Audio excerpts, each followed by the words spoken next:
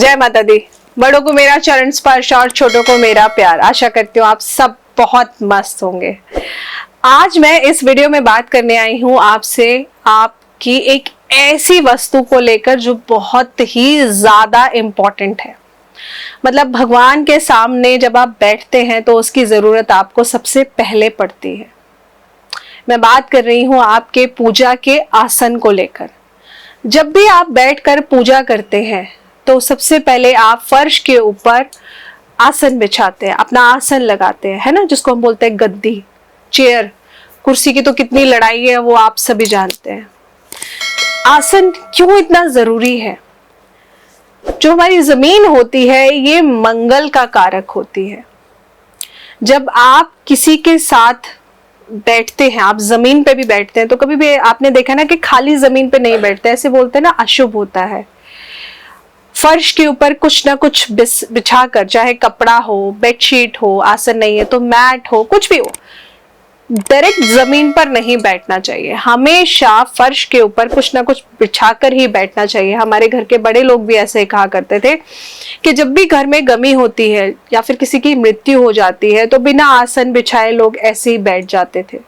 इसलिए घर में आप जब भी पूजा पाठ करते हैं तो कभी भी बिना आसन के पूजा नहीं करना चाहिए। सबसे ज्यादा जरूरी, पूजा का आसन आपका प्लास्टिक का बिल्कुल नहीं होना चाहिए। पूजा का आसन आप कभी भी अपनी बेडशीट्स को, जो आप यूज करते हैं, वो बेडशीट को चाहे वो धुली हुई क्यों ना हो, फिर भी आप उसको अपने पूजा के आसन में बिल्कुल भी इस्तेमाल नहीं करें।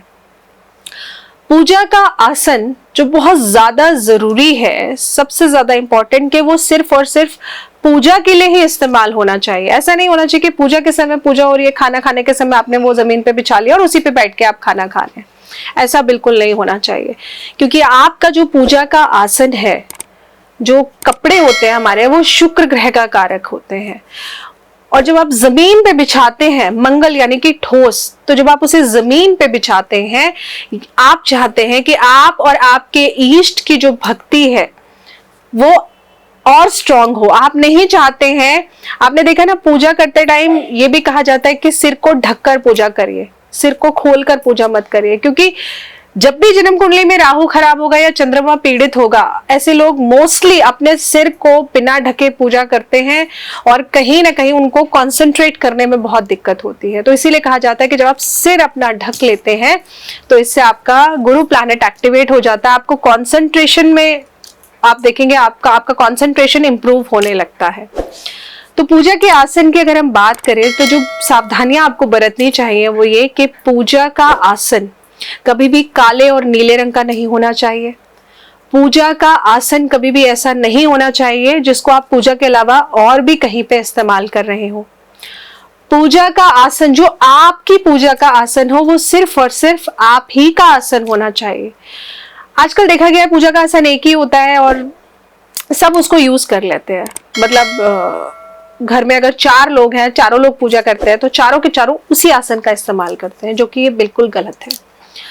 पूजा का आसन सिर्फ आपका जो आसन होगा उसको सिर्फ और सिर्फ आप ही यूज करेंगे, क्योंकि पूजा के टाइम हम पूजा क्यों करते हैं, हम पाठ क्यों करते हैं, हम मंत्रोच्चारण क्यों करते हैं, क्योंकि उन मंत्रों से मिलने वाली जो एनर्जी है वो हमारे आसपास एक प्योरिटी का ऑरा क्रिएट कर देती है। आप जिस भी मंत्र का जाप करते हैं उसी मंत्र की एनर्जी आपको ज्यादा मिलती है। तो पूजा का जो आसन है जिस पे बैठकर आप अपने इष्ट का पूजन कर रहे हैं वो आपके लिए है।